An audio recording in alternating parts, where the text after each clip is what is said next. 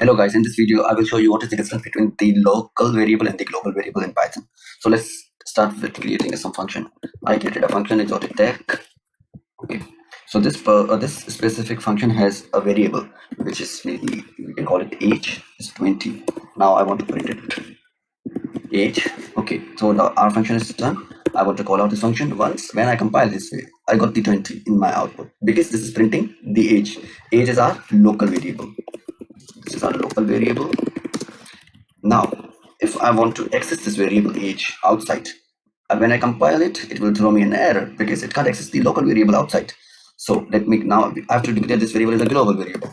So let me comment out this specific section.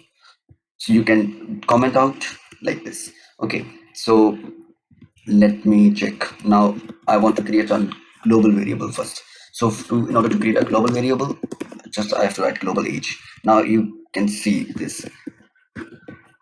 Now once I compile this, I got 20 because like now our age variable is global. Global means I can access it anywhere in the code. So I access that age variable outside of the function as well. So it's working fine. It's not giving us any error. This is the difference between the local variable and the global variable.